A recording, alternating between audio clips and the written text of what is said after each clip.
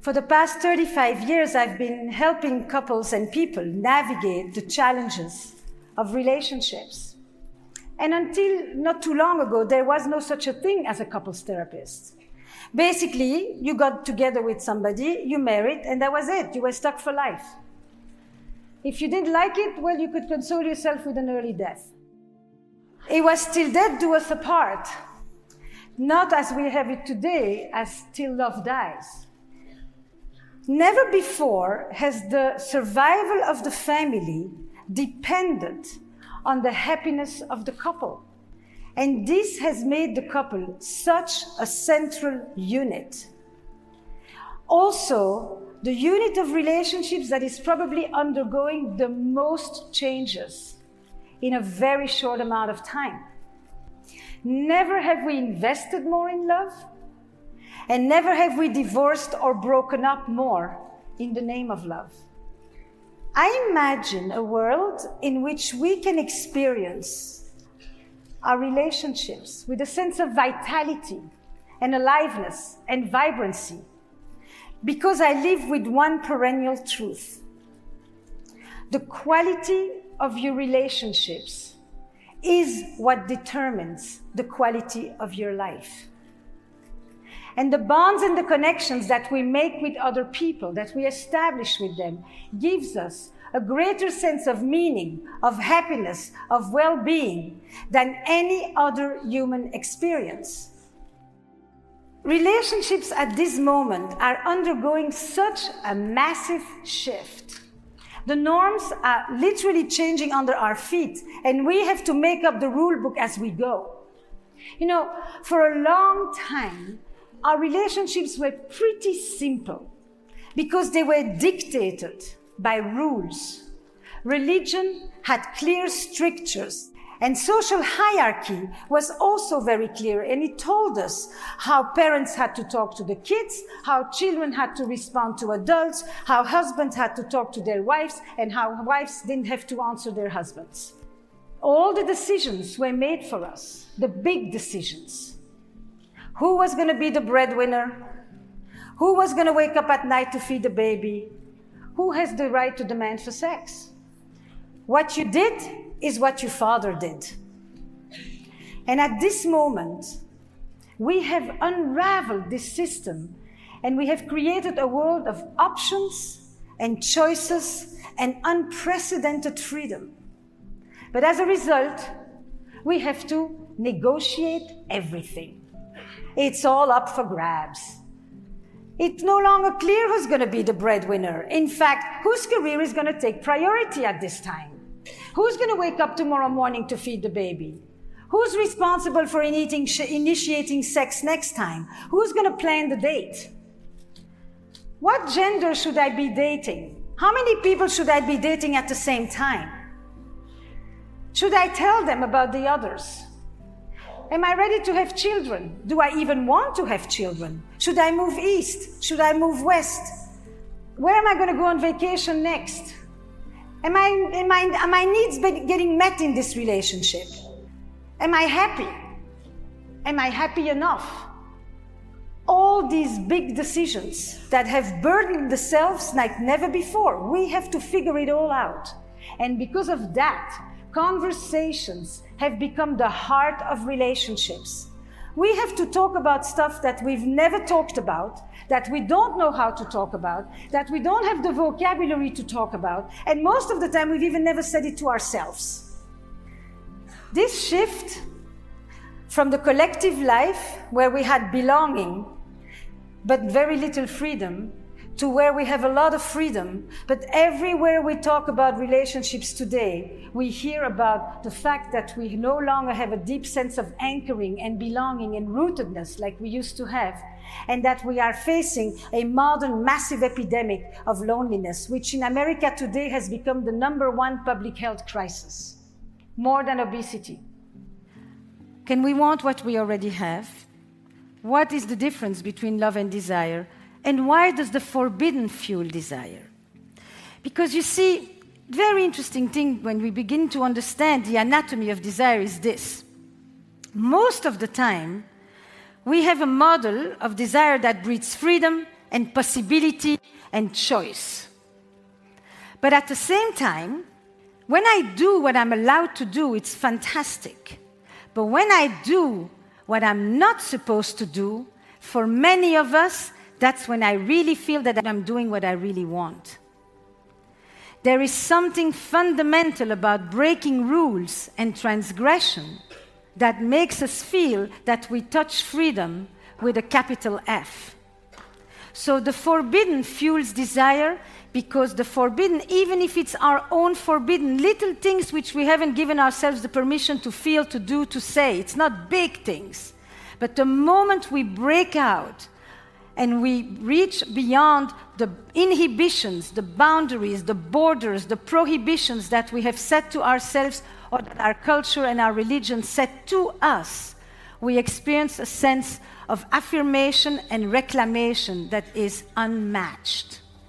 What happens today, though, with the notion of freedom is that, for a long time, if you wanted to date, you had to cross the square, and you had to cross the village square, and you had to find 2-3 people to choose from, and that was that. Today, we have a village that is a big global digital village in which I don't have 2 or 3 choices, I have thousands of choices. And on the one hand, it gives me opportunities that I have never had, but on the other side, it also gives me what is called the paradox of choice. 2 choice, 3 choice, great. 5, still good. 100, crippling self-doubt and massive uncertainty. So there has never been a time where people ask me this very question more than ever. I've done this for more than 3 decades. How do I know when I have found the one? But that question, of course, from Cinderella already you know that question. But that question has come up with a new twist, because what is the one today when you have that sea of possibilities? The one today is the one who's going to make me want to close my apps. The one today is the one that's going to make me no longer think that maybe there's something better around the corner that I didn't think about, that I should still go look while I'm under the table looking at you and saying what else is out there. The one is the one that's going to quieten all my inner rumble, that's going to be oh so extraordinaire that I'm no longer going to want to think that I haven't found the one yet. And the one is the one that has to give me a sense of certainty that is basically impossible to get. People who find the one are people who completely understand that lives at best are imperfect and you live with uncertainty. You just hope that if you put in more and you become the one, you'll make the other be more of the one. That love is a verb and not a permanent state of enthusiasm given to you by someone else who is perfect, while you still are not. Mating grapples with the dilemmas of desire on the inside of relationships, and rethinking infidelity looks at what happens when desire breaks free. And in a way, it goes looking elsewhere. So it is a natural continuation. But the logical thing is to say people do this because they have problems in the relationship. It's the symptom model. An affair happens because there's a flawed relationship, rather than actually grappling with much more complicated imponderables of existential ennui and complexities of love and desire, by which actually affairs happen and sometimes they have nothing to do with the relationship. The relationship is actually perfectly fine. That's not what it's about. And then you enter into the question of transgression. After all, infidelity has existed since marriage was invented. So marriage has changed continuously, and infidelity has a tenaciousness that marriage can only envy. And so that's a line that has become very, very clear, that there's a robustness to infidelity. No single model of infidelity, of marriage, manages to outdo. It's like a race. No matter how much marriage tries to adapt to the times, infidelity tops it. There's always another way. So now we need to look at the power of transgression. What is it about us, from Adam and Eve on, that wants to break free out of the very constraints which we have sometimes created, which yesterday we thought were the ones we wanted? I wanted nothing more than this family and these children and this secure job and this big home I have and all of that.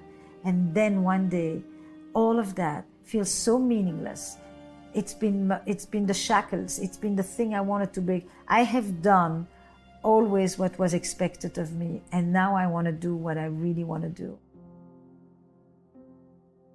And that narrative goes back to what I talked about when I spoke about what people regret when they die.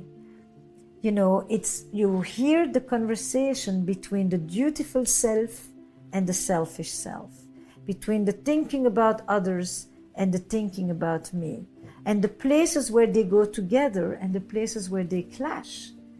And so here is this thing called infidelity, which by definition is an act of entitlement and selfishness. But it has a lot more to do with what I do for me than what I'm actually doing to you. And yet, when it is uncovered, what it does to you is so shattering and so gutting, so painful, more so than it ever was. I am fascinated by how we one day want certain things and how the next day those are the things that we think are imprisoning us. How we can have multiple loves, how we can have different kinds of loves, how we became one person here and then we remember that there are all these other parts of us and they suddenly manifest elsewhere. How sexual revolutions don't happen at home, and how the same person who here is completely sexually shut down in this other place is lustful and free and eager, and why they can't bring it home. And all these imperfections, and in some level you would say that infidelity is an imperfect compromise to imperfect lives. I think there's a number of things in a relationship that the kind of cornerstones of the demise, okay? Indifference and contempt and neglect and violence are probably the four most important. I'm not talking about big violence. Microaggressions are plenty. Indifference, when you start to feel like the other person fundamentally is not really caring about you anymore, or you don't care about them, what they feel, what they think, who they are, what they're about. But it's more than losing of interest. It's also when you are indifferent, you degrade the other person. They're less important to you. They don't matter. And ultimately what we feel in relationships is that we matter. That is the essential reason for connecting to people, is that we are creatures of meaning. Right. I matter to you. I'm someone. You care about me. You want my well-being. You're proud of me. You want good for me. You're benevolent. All of that. When you are indifferent, the whole thing goes. And then you start to, there's that coldness that creeps in, that sense of estrangement, that complete disconnect. The second one is neglect. Neglect, when people just basically take each other for granted. You know, they take more care of their car than of their partner. Or their dog, anybody, anything, their yard, anything. Anything gets attendance. Their business. Their business for sure. Their business for sure. You know, everything gets priority, everything gets reviewed, evaluated, attended to. People have this idea that they put it all in when they were dating, and then once they seal the knot, it's like as if they tie the knot, it's like now they don't have to do squat anymore. And they go into this kind of complete sense of complacency and laziness. It's an amazing thing. They think this thing is just going to live on its own, like a cactus. Violence, the abuse, the level of disrespect. I mean, most people talk nicer to anybody else than their partner when a relationship degrades. Because you can't get away with it. Because if you talk like this at work, you're gone. Because if you talk like this with the police, you're gone. Because if you talk like this on the street, you're being punched. But with your partner, you have that sense that they're going to be there anyway. They're just going to take it because it's family. And family is this thing that doesn't dissolve so easily. So you can just lash out at them and talk to them with a tone and a dismissal. And then contempt, I think, is the top one. Contempt is the killer of them all. There's the degradation of the other. It's that complete, you're nothing. You're nothing.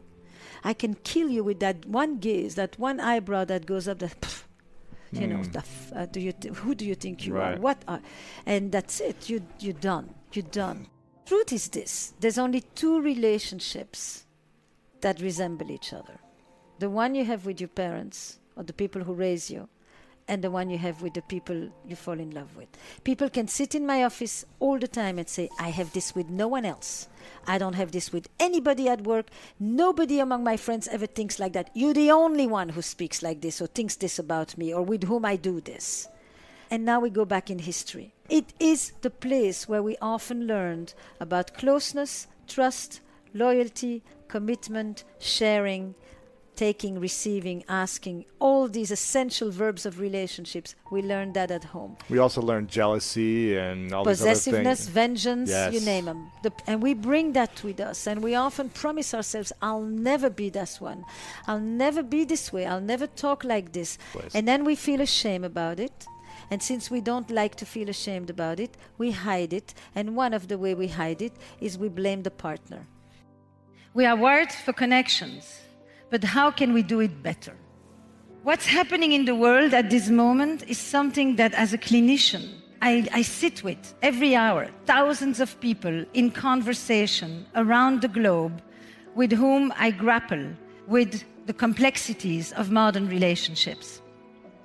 I believe that the bonds and the connections that we have with other people provide us with a greater sense of meaning and happiness and well-being than any other human experience. Which is to say that it is the quality of your relationships which ultimately will determine the quality of your lives. Even the Harvard longitudinal studies that's 8 decades long that has followed men, at the end of all what these men had accomplished and have accomplished, it was the relationships that they have that was the most important marker for their health, their mental health, their sense of well-being and their sense of meaning in their lives. Relationship norms are changing rapidly. They're shifting under our feet. And I've done a lot of work talking about them in the personal space. But what is really important is to see what is happening at work and how much of my work on relationships in the last year or two has brought me to work.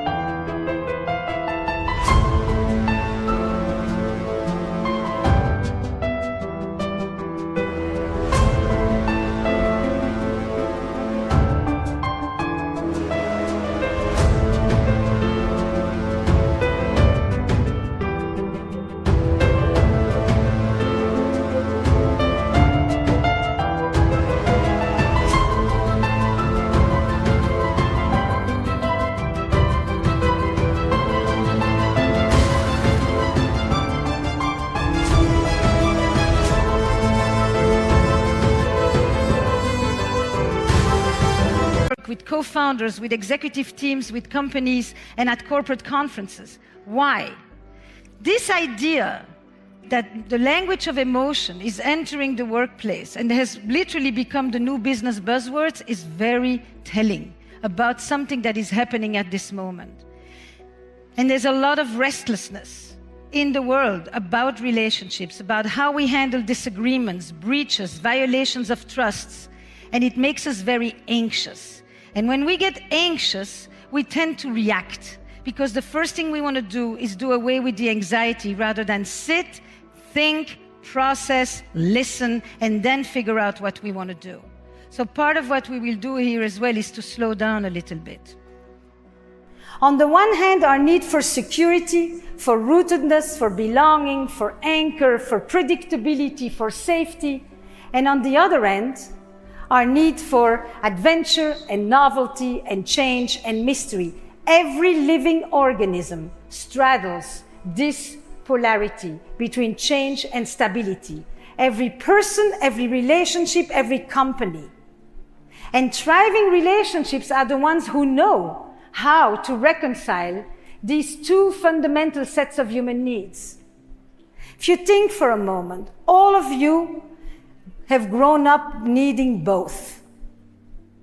Security, safety, and adventure, exploration. And some of you may have come of your childhood needing more protection. And some of you may have come out of your childhood needing more space and autonomy. And if you think about how that enters into your relationships, you will notice that very often in a couple, there is one person who is more in touch with the fear of losing the other, and one person who is more in touch with the fear of losing themselves. One person more afraid of abandonment, and one person more afraid of suffocation. Reconciling security and adventure, reconciling love and desire in one relationship has become one of the great challenges. We today, when we look for that person with whom we want to have everything, we call that person the soulmate. Have you heard of the soulmate? How many of you think that you're looking for a soulmate, or have found a soulmate, or are living with your soulmate? You know, the thing that really interested me about the soulmate is that it's called the one and only, all of that. But the soulmate was an interesting concept because for most of history, the soulmate meant God, not another human being. And in our secularized society in the West, we have basically taken romantic love to replace the role of religion many times. We look to our partners to give us transcendence and meaning and ecstasy and wholeness, all these things that we used to look for in the perfect world of the divine. We've never tried to really experience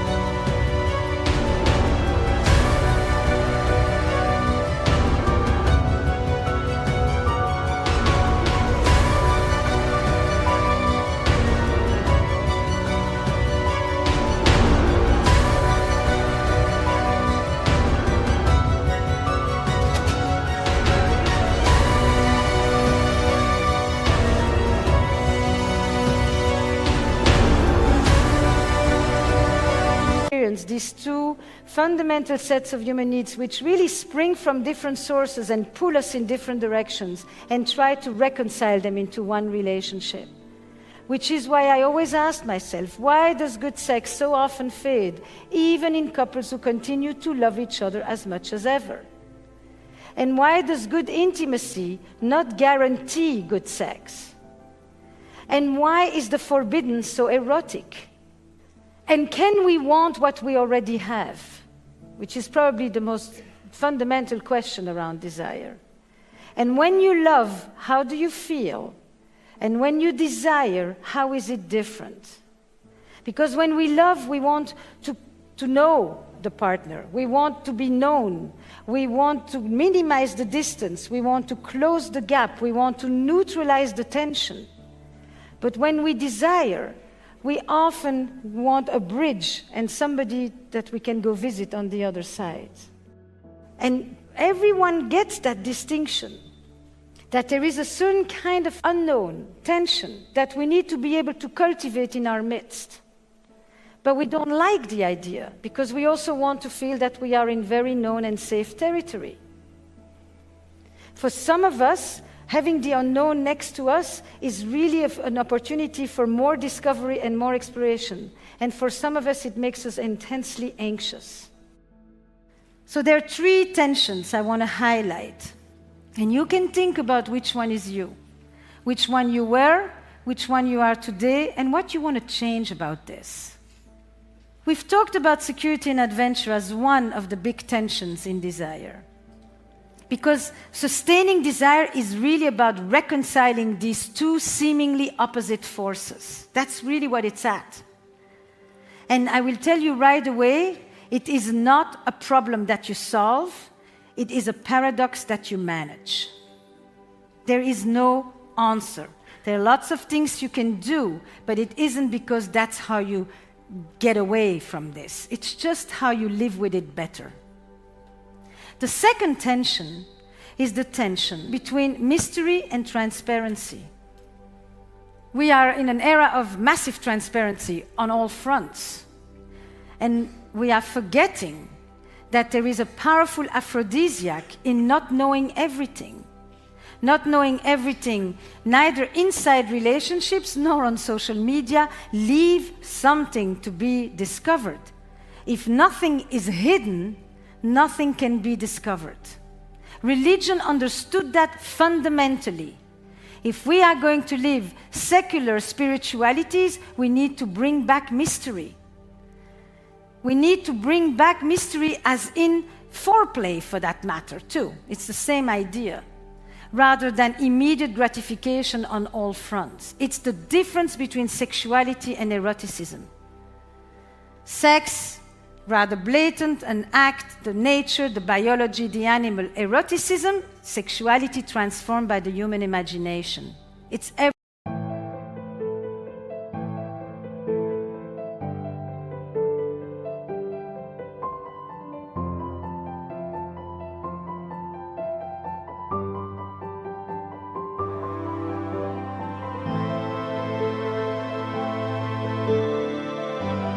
that gives it meaning. And imagination is not direct, necessarily. It plays with the hidden things behind the corners. And the third tension, after mystery and transparency, is trust and betrayal.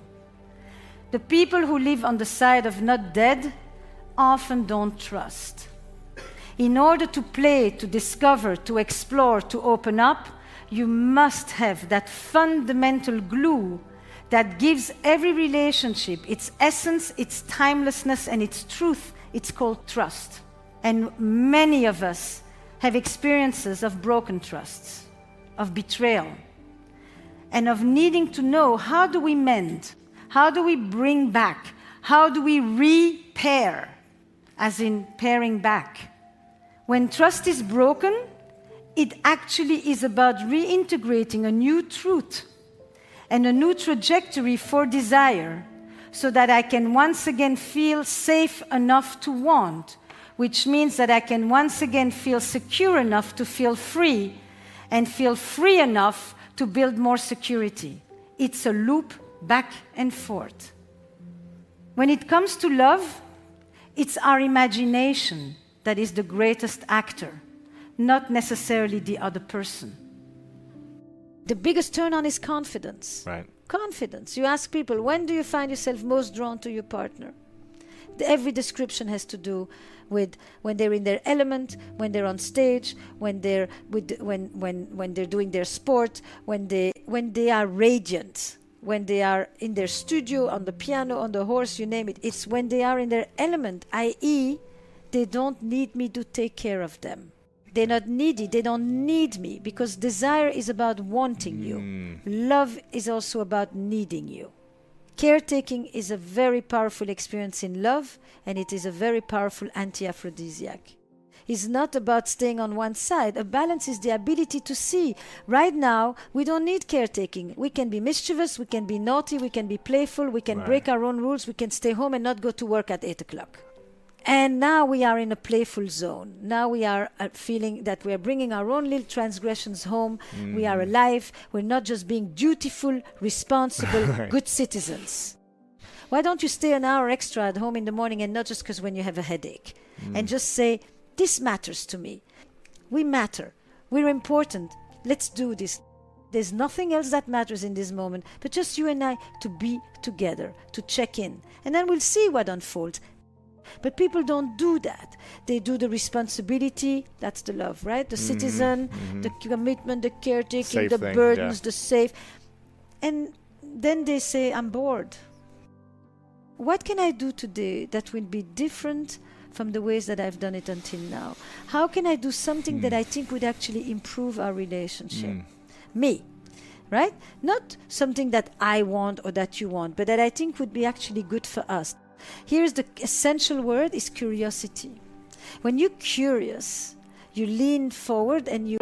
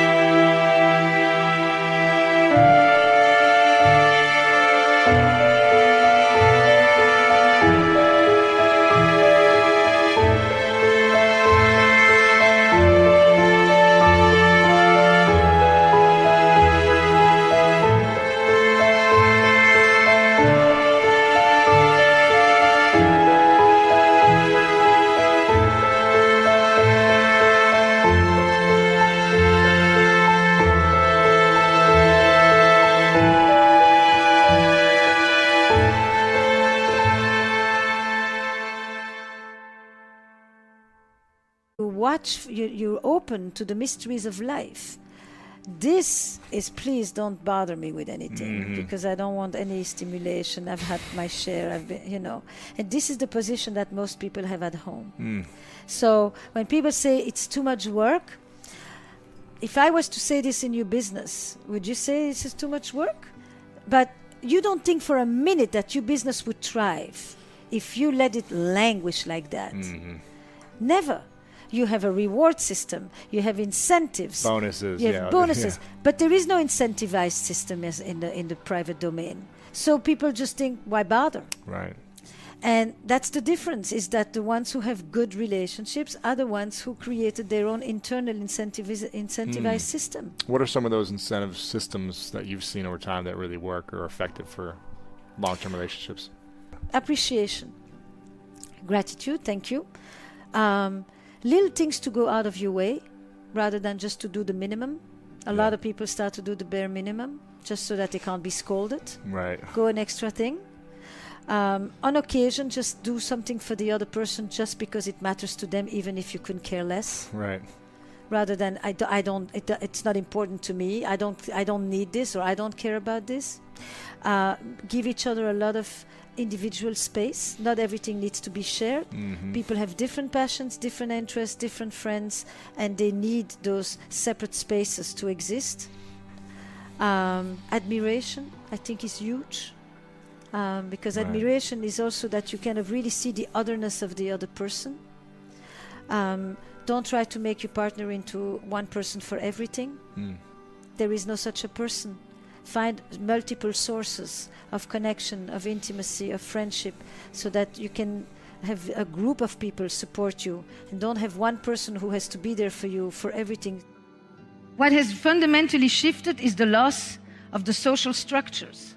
The church, the religion, the hierarchies, all of that, which gave a lot of grounding. And now we have to create this thing all along. So what has replaced rules? Conversations. For the first time, at the heart of relationship is conversation. It's not clear what you should do. It's not clear how you should talk to each other. It's not clear if a person reacts this way, you should do this or you should do that. You should continue because you were told that if your parents had not continued, then they would never have been there together. And look how happy they are now because somebody insisted. Or, no, you should not insist because you should get a clear sign. And if you don't get a clear sign, then it means you should stop. And the second thing that is happening is that we have brought the market economy into our romantic life. Eva Illouz calls it emotional capitalism. A market economy has entered the romantic space. And at the same time, the world of emotion has entered the business world. We're talking about authenticity and belonging and transparency and trust.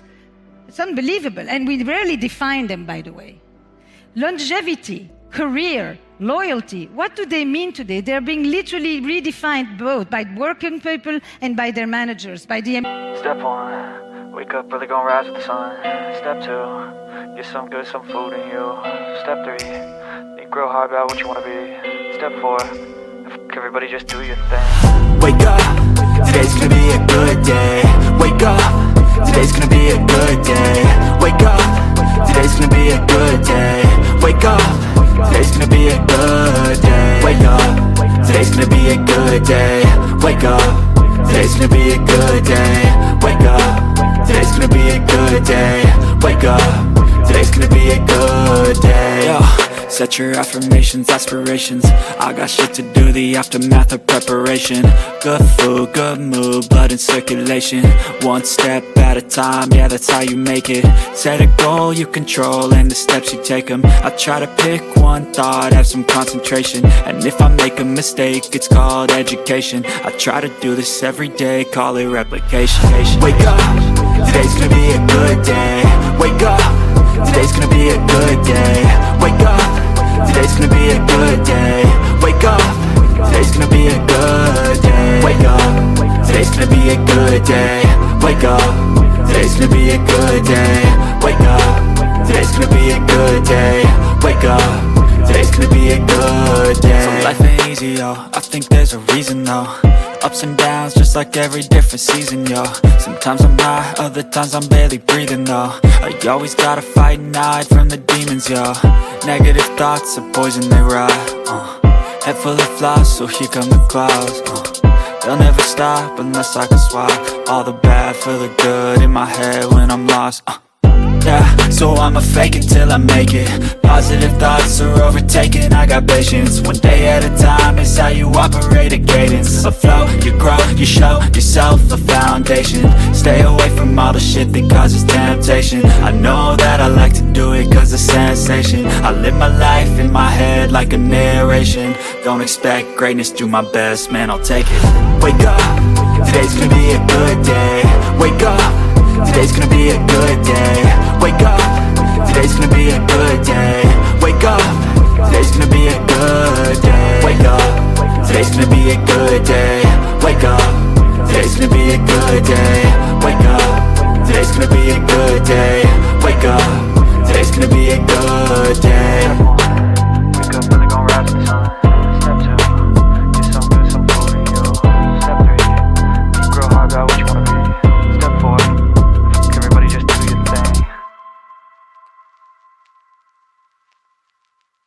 Employers and the employees. And that means that for the first time, relational intelligence at work becomes foundational.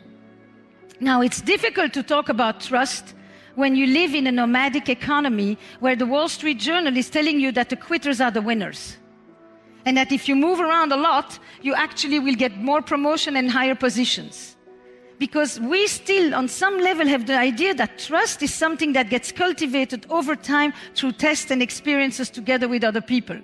Of course, this has changed because we have a share economy in which we are trusting total strangers with our home and our most precious belongings.